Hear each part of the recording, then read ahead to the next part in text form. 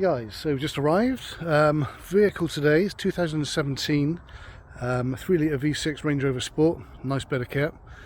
All I've done is literally pop the bonnet, got my board out, just got the diag out, just plugged it in. I haven't run any scans, checked live data, nothing as yet. So what we're going to do, I'm going to spin you around, get you in the driver's seat with me, and see what we got going on. So here's the vehicle here. It's a lovely bit of kit. Quite like it in white actually, but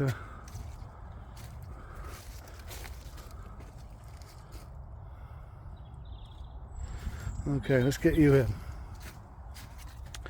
So diag for today, we've only got the one now, is a Launch Eurolink.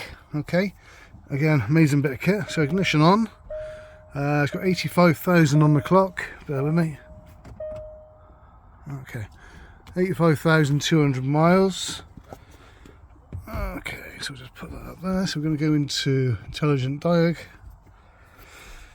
Let's wait for it to load up.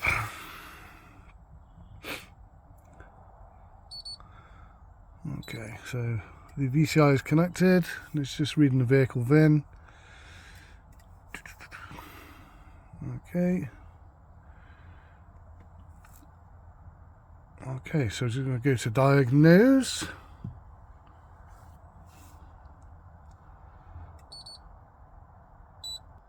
Okay, so we've got a few errors up on the dash there. As you can see, 85,000 miles, engine management light on, low tyre pressure. There is actually a bulge in the near side front tyre, so we'll let the client know that. And obviously the low temperature, 4 degrees, with a little ice symbol just above it.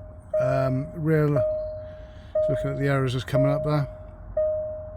Now, the client has said that it's in restricted performance mode.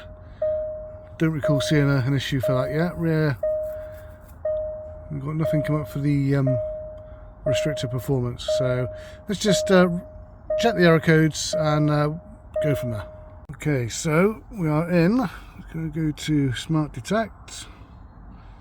Absolutely gorgeous part of the world up here. Absolutely gorgeous. Okay, so sorry. Let's get back into it. Let's see what we got going on. So the easiest way to kind of read this screen as such is, well, there's a key along the top. Anything green is normal and as should be.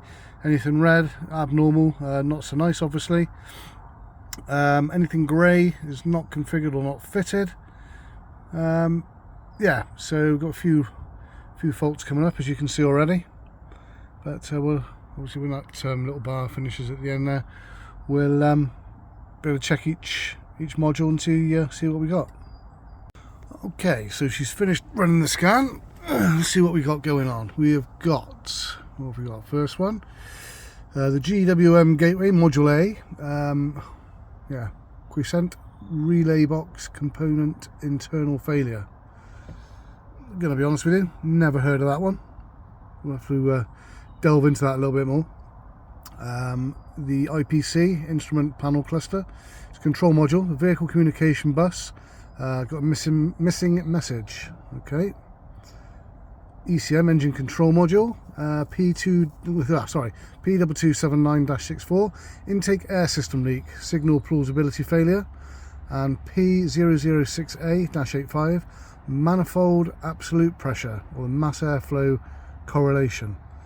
Like I said earlier on, this has had a new throttle body in the past. We'll just take a little look at the wire end and perhaps do a smoke test on the air system. Let's see if anything comes up. Engine speed input, short circuit to ground. That's audio amplifier mode. So again, not DPF or Apple related. Okay, the TBM, the tow bar control module. Power running board left, position motion sensor incorrect, is too many pulses. Again, C10093A. Power running board on the right position, motion sensor incorrect, too many pulses. Again, nothing DPF related there. PAM. There we go, parking assist control module, the high speed CAN communications, a live sequence counter incorrect or not updated. Again, obviously definitely not DPF or AdBlue related. So the only one I'm really concerned about at the moment, and it's not even a concern, something I want to delve into a bit more, in the engine control module, can have a look at these two.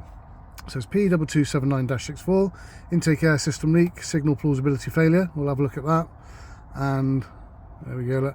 P006A-85, the manifold absolute pressure, mass or volume airflow correlation. So potentially could be a airflow sensor, could be wiring fault. Need to have a look into it a little bit more. So it's going to fire it up, check live data. I've already checked the oil level, that's all fine. Yeah, just sit tight for a second or two. So, okay, so we're going to go into the engine control module. I'm going to enter that. Now we're going to want to read data stream. It's just loading up. And because there's such a lot of modules on this vehicle, just take sort of 10 seconds or so to go through everything, reading the list, reading the data. So we'll get there eventually.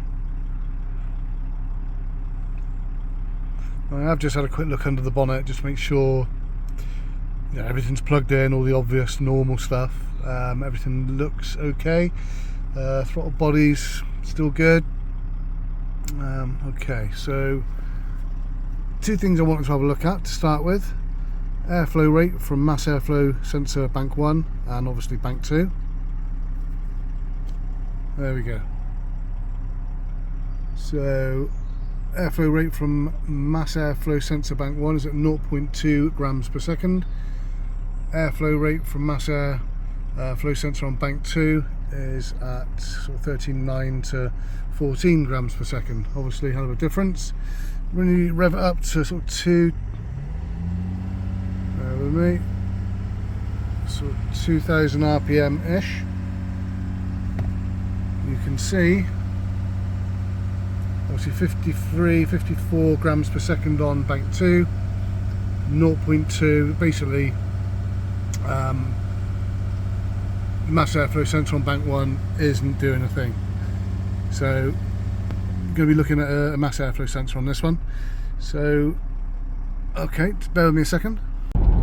Okay, so yeah, getting back to the Range Rover, obviously it needs a new mass airflow sensor on bank 1. Now some of the symptoms with a faulty mass airflow, throttle response,